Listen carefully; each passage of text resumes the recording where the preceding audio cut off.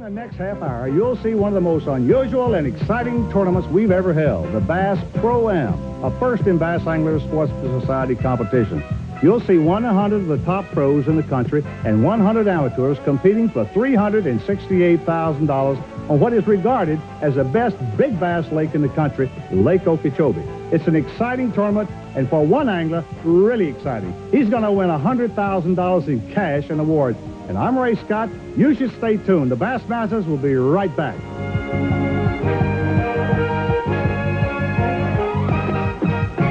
By many fishermen as the finest bass fishery in the country.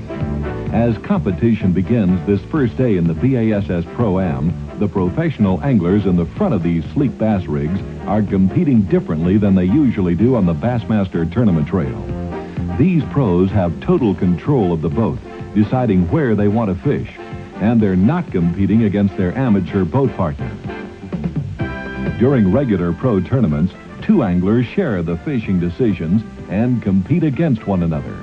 In this tournament, the pro is not competing with his boat partner, but instead against the other pros. The amateurs who must fish from the back of the boat compete within their own division.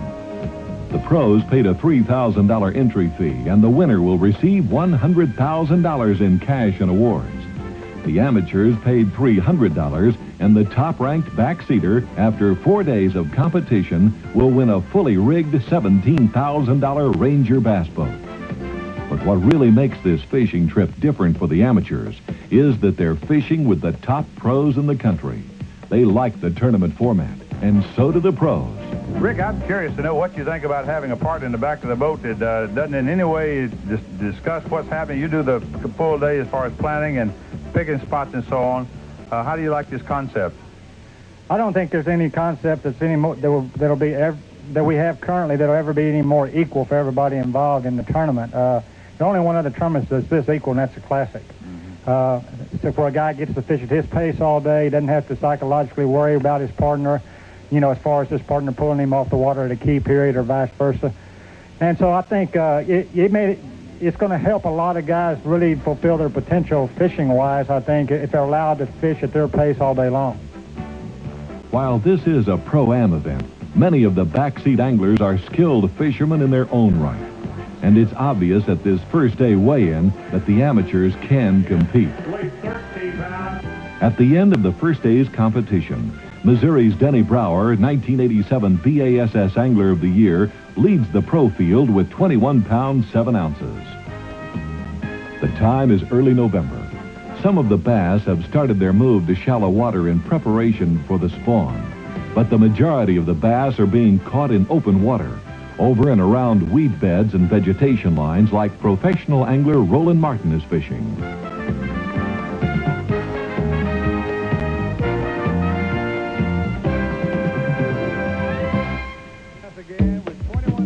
Denny Brower caught fish today, but it's another angler who makes the big move.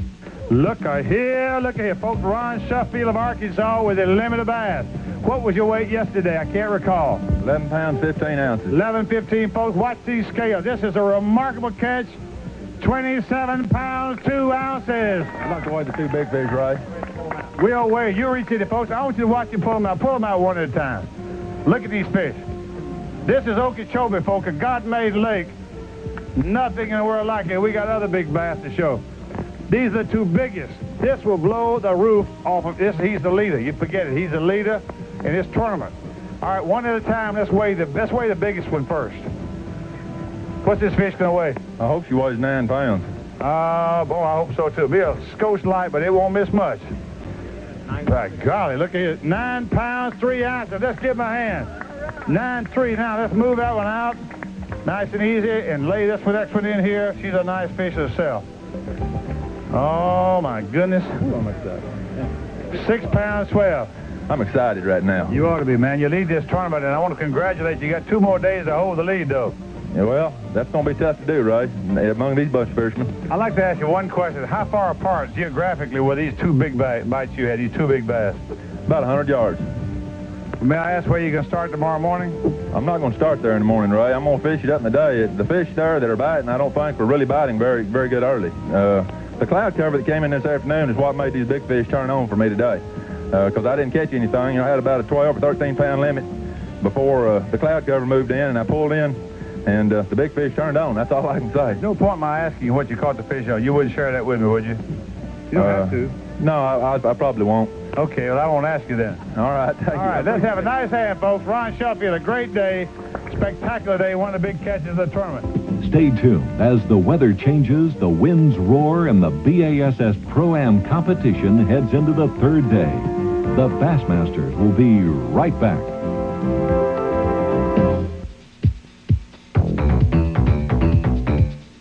Although Arkansas pro Ron Sheffield holds more than a 7-pound lead heading into the third round, that's not really a comfortable margin on Lake Okeechobee, a place where 5- and 6-pound bass don't even make the papers.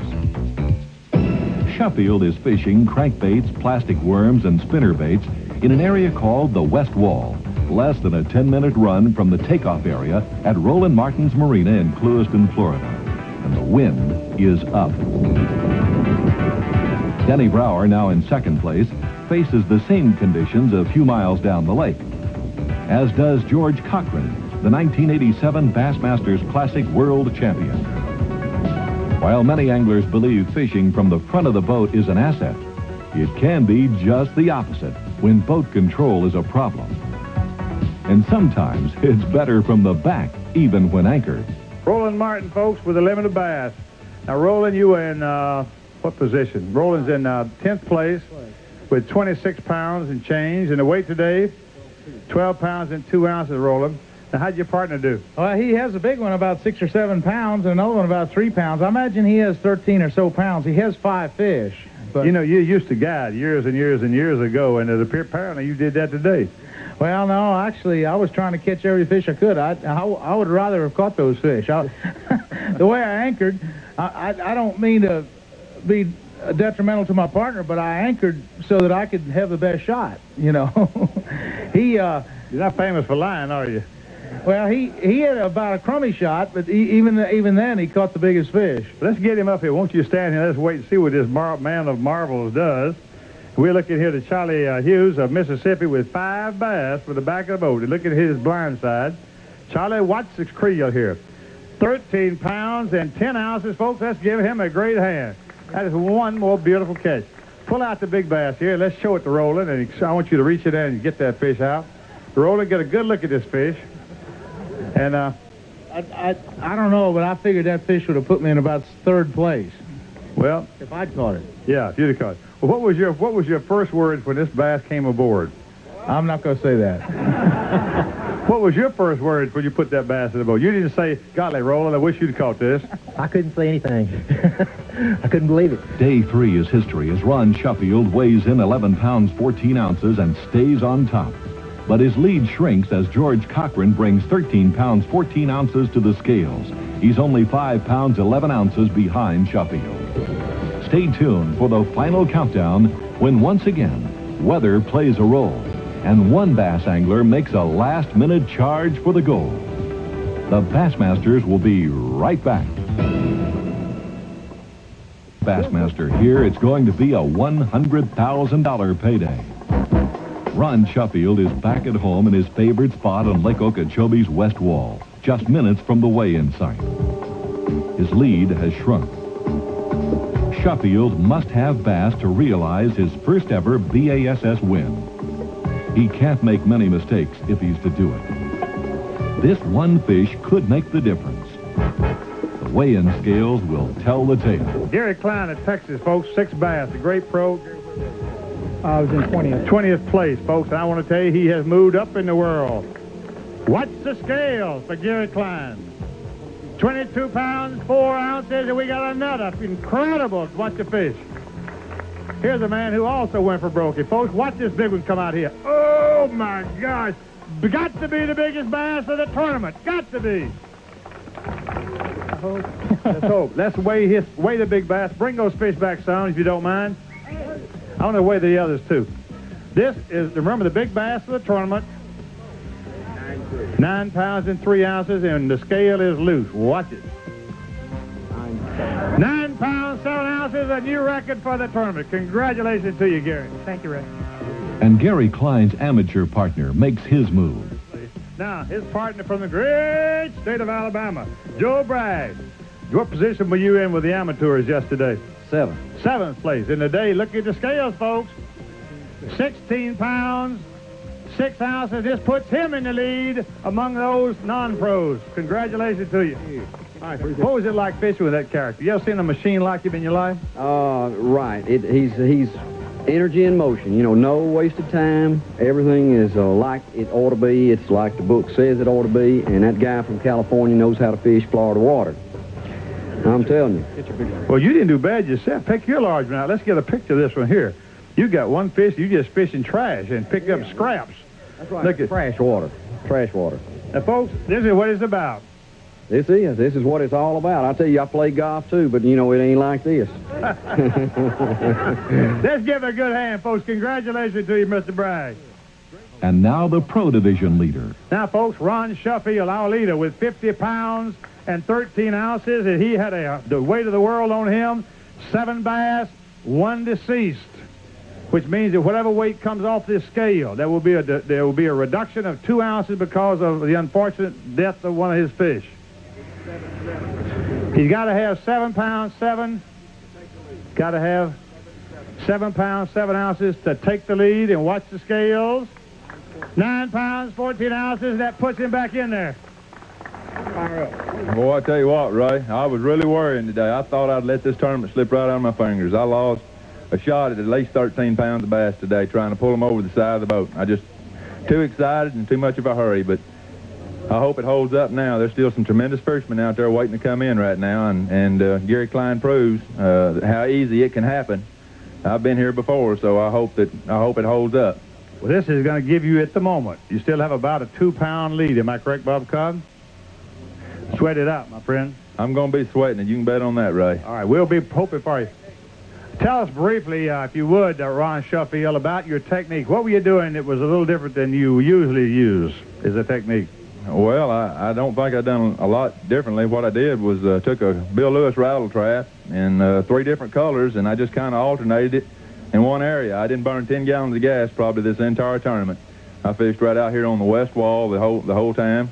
And 2 days ago, when the cloud cover moved in, I moved in because I seen some fish go to breaking in on the edge of the grass, so I picked up a white and chartreuse spinnerbait with a number 5 willow leaf, and I caught that 612 on it and missed another fish, so I took the worm and fished back in there, and I caught her, and it was the 9-3.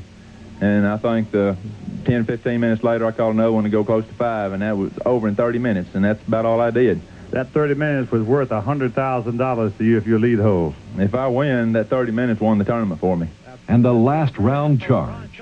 Is it enough? Now, folks, here's a man, Larry Lazarne. I want to take a quick look. Larry, what position were you in? 6th place. Nice and easy. Folks, let's remember, this catch here could make the difference in several thousands of dollars. And he's in 6th place, and lots of the boys just ahead of him have stumbled, and including Ron Sheffield, who dropped some. Cochran fell out. Bruce is in trouble. And next comes this man, Larry Lazarne. And we'll watch the scale. Bingo. 21 pounds, 3 ounces. Mark it.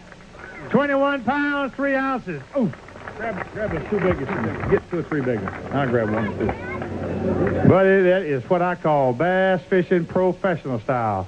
He's in 2nd place. This moves him into 2nd place. How much is he out of the lead? Off the winner? 1 pound off the lead with these fish today. That's how much he missed $100,000. 1 pound. That's why he has this expression on his face.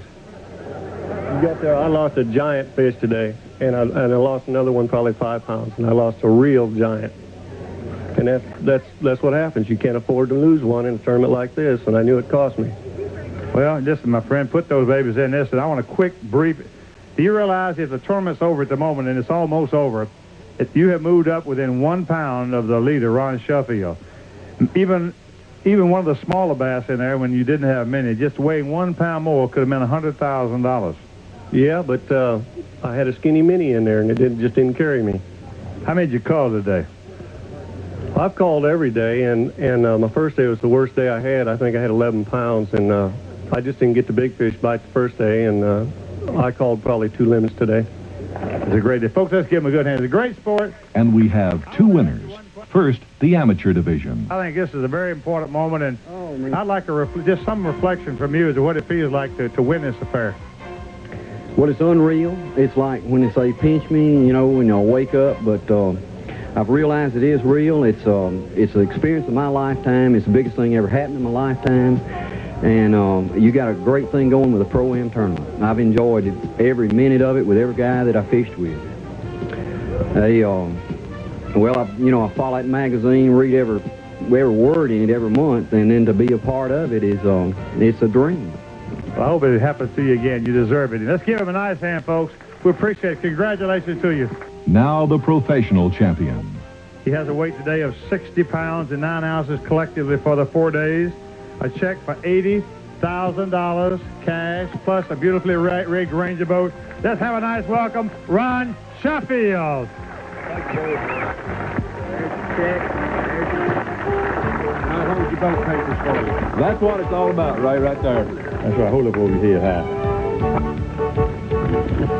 Folks, let's have a hand for the television as well. Come on. Ron Sheffield, our winner.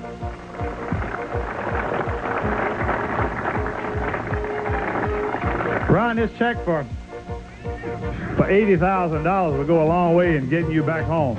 Are all the zeros there real? I thank the good Lord for this victory. I tell you what, Ray, this is something that 3 years ago, I borrowed the money from my parents to start fishing your circuit. I lost my job about 5 years ago. I'd read about the Rick Cluns and the Larry Nixons, the heroes of this sport, what it's all about. And this is what it's all about. I was able to be successful enough with the help of Forrest and Nana Wood and Ranger Boat Company to fulfill a dream that I've dreamed about for years and years, which other than reading about it, this is as close as, that was as close as I'd ever get was reading about it, and now I'm standing on the winner's platform. You just don't know what this means to me in my career. Let's have a nice hand, folks. I think that says it all. Nice hand. Ron Sheffield, congratulations to you. Thank you, Ray. God bless you, boy. Appreciate it.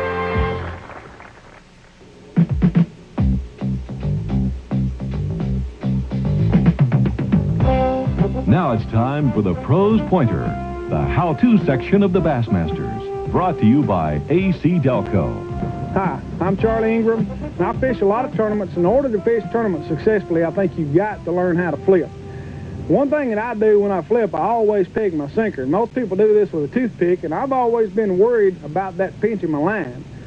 So if you remember, you've seen these old sinkers that's got the rubber in the middle of them, and what I do is take a rubber band like this and break it in half and take a piece of line about this long, and I tie the two together. And what that does, it keeps the line from being pinched. I've always thought that if you use a toothpick, that, sometime during the day it might cost you a fish, and Lord, we don't need it to cost us a fish when we're fishing tournaments. So what I do is put it together like this and just pull it up there snug and tie the two together like so. And then take that and run the line through the sinker like this. And pull the rubber band up to the sinker and then just pull it through. All right? You see what we're doing here? We're just pulling it through till we get it about midway through or something like that. And we've got it sticking through both ends. Then what I do is take it and stretch it across my knuckles like this. And once I get it stretched across my knuckles, then it allows me to put my 25-pound test line through there with the rubber band already in place. Then I turn it loose and see it's already got it held. Then I take a pair of clippers and I clip each end of the rubber band off like that on this end, and then clip it off on the other end, just where it sticks out just a little bit on each end, not very much at all. This takes a little time to do, but I think it's worth it. If you do it the night before you're fishing a tournament, you fix 2 rods like this, and I don't think you'll have to do it the rest of the day. And then what I do is I'll tie my hook on. Anytime that you break off during the day, all you gotta do is just slip this sinker up the line a little bit, and break off a little bit of line, and then retie. All right, and then you just slide the sinker down on the hook like this. And what you got is a very secure way to peg a sinker without having to worry about it pinching your line. And I think you'll get more fish in the boat if you use this.